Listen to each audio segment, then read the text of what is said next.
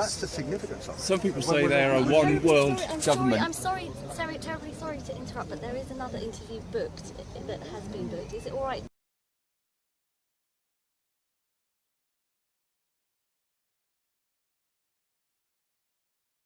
I'm sure Mr. Mandelson won't mind if we go on for a moment. Are they a one-world government, and do they want one? Do they want a one-world government? That's what some people say. Well, some people would say they've got it. Thank you. That's exactly what it is. They are meeting as the steering board, the executive committee of Western capitalism. That is exactly what they are.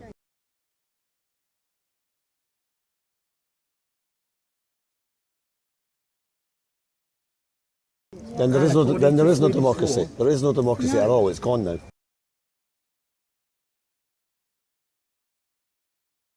And there's... No, well, I don't think that. It has. If you're saying that's a world government, we didn't vote for them. Well, that's true. As I'm saying, this is a severe constraint on democracy.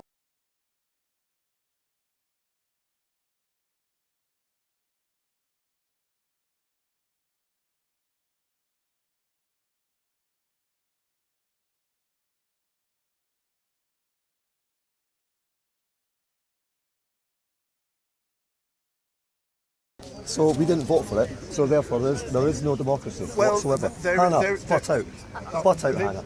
There is a lack of democracy at the highest level. You're not in control of this. Go away. No, please. Sorry, Go away. No, I will answer this, and then I'm going to leave. What I am saying is this is a very severe constraint on democracy at the highest level. But to suggest that democracy has vanished from the West, no one would believe that. People would laugh at that. What they don't realise... We're not laughing. We're not laughing. This isn't funny. What they don't realise is that democratic institutions are much less influential than they were, because power has gone out of parliaments, it's gone to the banks, it's gone to the big corporates, it's gone to the EU, it's gone to the US, and above all, it's gone to the market. That's the key point. And what we've got to do is to recover power and accountability. Did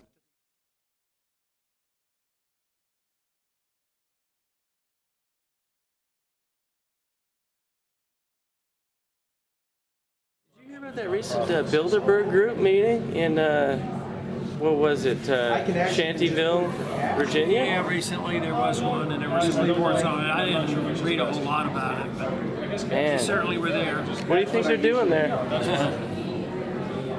Seriously, what do you think they're doing there?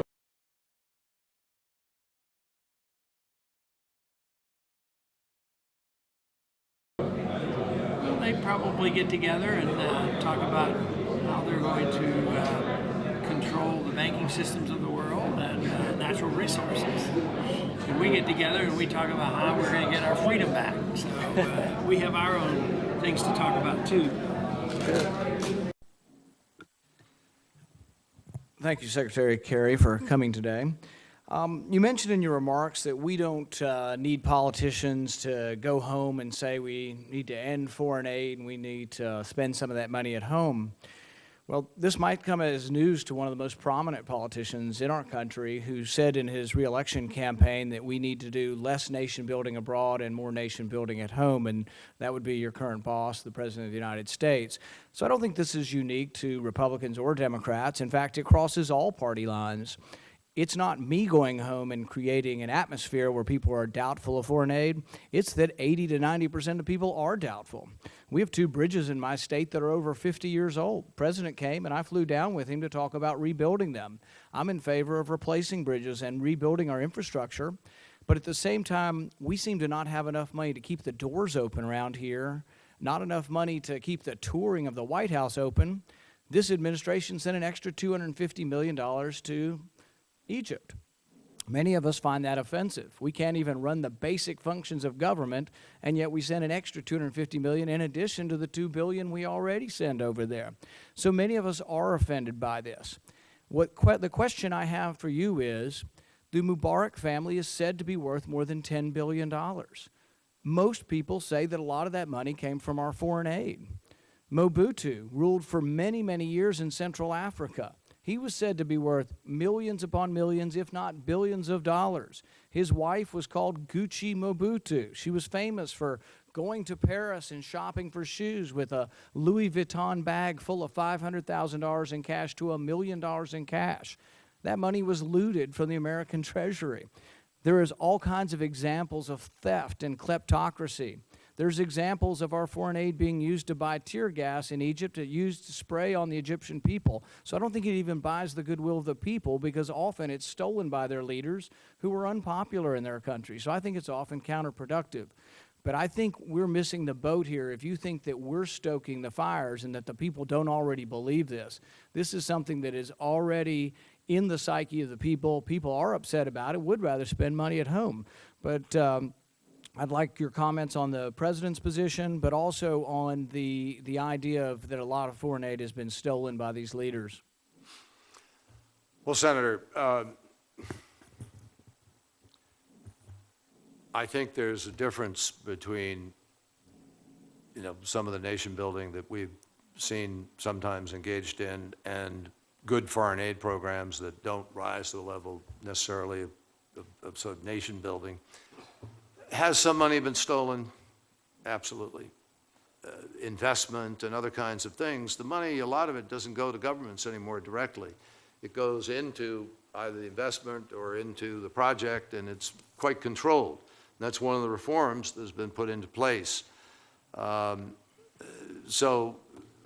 And we often have a fight about that with some countries. For instance, Pakistan pushed very, very hard to say, no, we want it directly to the government. We said, no, we're going to do it this way to project and so forth.